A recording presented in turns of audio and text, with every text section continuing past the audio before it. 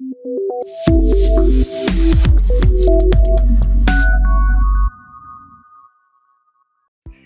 everyone and welcome back to CodeChef. In today's video, we are exploring array operations in C++. You will learn how to iterate through arrays using a for loop, how to fill arrays with values, compare arrays using equal method, and copy ranges using the copy method. These operations are super useful in real-world programs, so let's get started. Iterating arrays with a for loop. To perform any operation on an array, we usually need to go through each element. The easiest way to do that is by using a for loop. The for loop typically runs from the first index number, which is 0, to the last index number, which is the size of array minus 1. Then coming to the syntax, for int I is equal to 0, semicolon I less than size, semicolon I plus plus, bracket close, curly brace begin for the code, cout extraction operator, array, then in square bracket I, again extraction operator, double inverted commas and semicolon, bracket close for the for loop. So here with the help of the for loop, we are trying to iterate through the complete array starting from 0 value for I, that means the 0th index number, till the end of the array. Now let us go to the CodeChef platform to see an example of iterating arrays with a for loop. Here the program objective is iterating through an array of student grades, and the expected output is student 1 grade colon 85, student 2 grade colon 92, student 3 grade colon 78, student 4 grade colon 88 and student 5 grade colon 95. Coming to the code, hash include IOStream using namespace std semicolon, int main, curly brace begin for the main function, int grade square brackets is equal to, then curly brace begin 85, 92, 78, 88, 95, curly brace close and semicolon. Now we are using a for loop to iterate through this array grade. So for, then int I is equal to 0, semicolon, I less than 5. So total there are 5 elements. Index number will begin from 0 and will go up to 4. So I less than 5. Semicolon I plus plus. Bracket close, curly brace begin for the for loop body. So cout in double inverted commas student, then the value of I plus 1. I plus 1 will be 0 plus 1, 1. Then in double inverted commas grade colon and then grade in square brackets I. So currently the value of I is 0. That means element which is present at 0th index number in array grades will be printed here. ENDL semicolon. Again the loop condition will be checked. So I will be incremented to 0 plus 1 and this will keep repeating till I is equal to 4. Then return 0 semicolon and the main function ends here. Now let us run the program to see the output. So here as you can see student, then here we have written I plus 1. So initially the value of I was 0.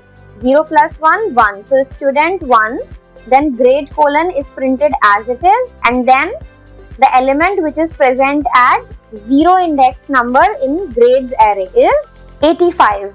So here we have got student 1 grade colon 85.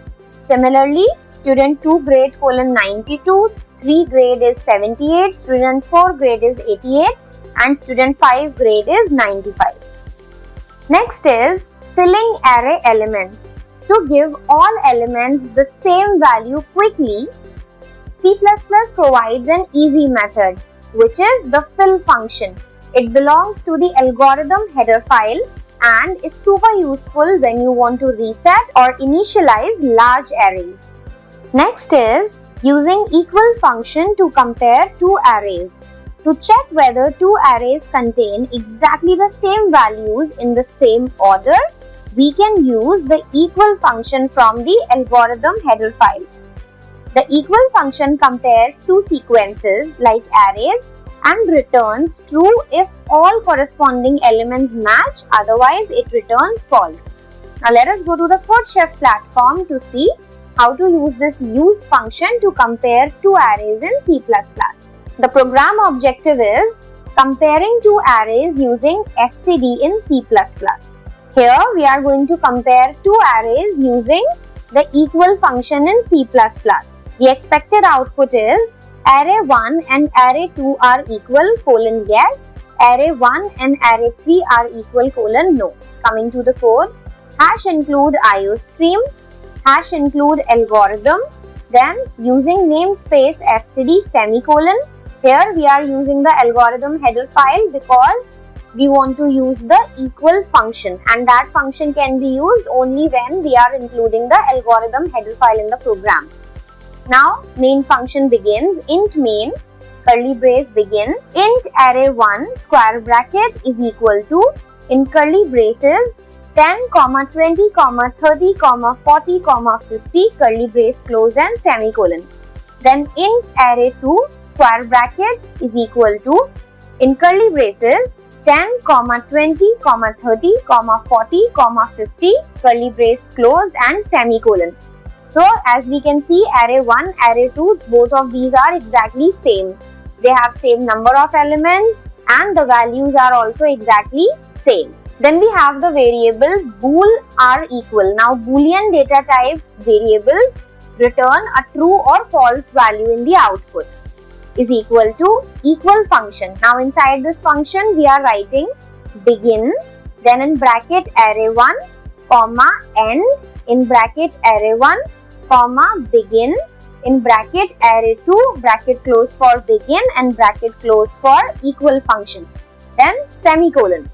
Now if are equal, that means if this condition is true, array1 and array2 are equal, then cout in double inverted commas array1 and array2 are equal yes, then endl semicolon bracket close for the if block, then else bracket open for the else block, cout in double inverted commas array1 and array2 are equal no, endl semicolon bracket close for the else block.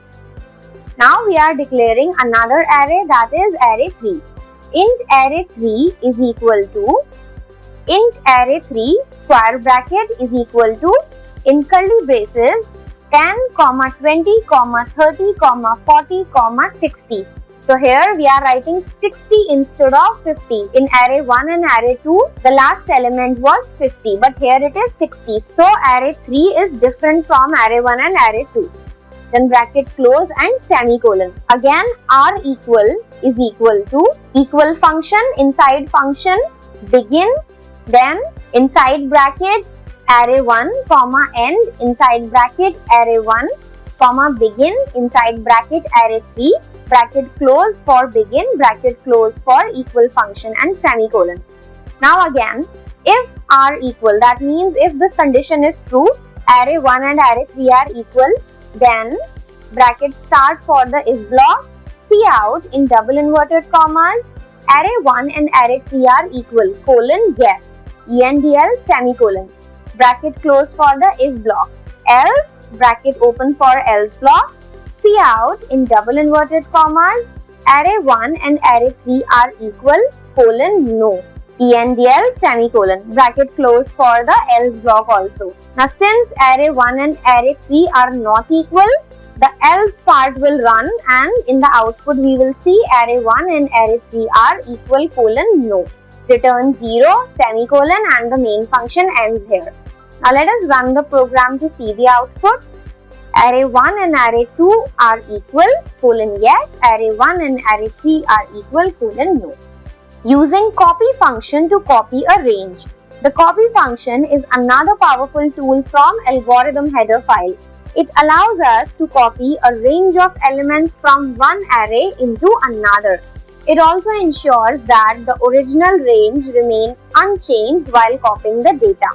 Its syntax is copy, then in bracket begin, comma end, comma destination, bracket close and semicolon.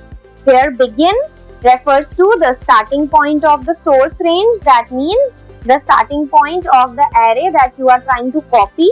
Then end is the ending point of the source range, means again ending point of the array that you want to copy. And destination means the beginning of the destination where the copied element will be stored.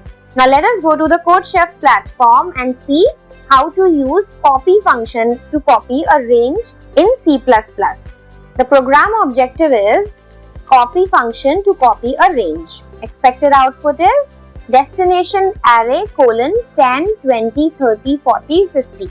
Now let us discuss the code. Hash include IOStream, hash include algorithm. We are using this header file algorithm because we want to use the function copy here.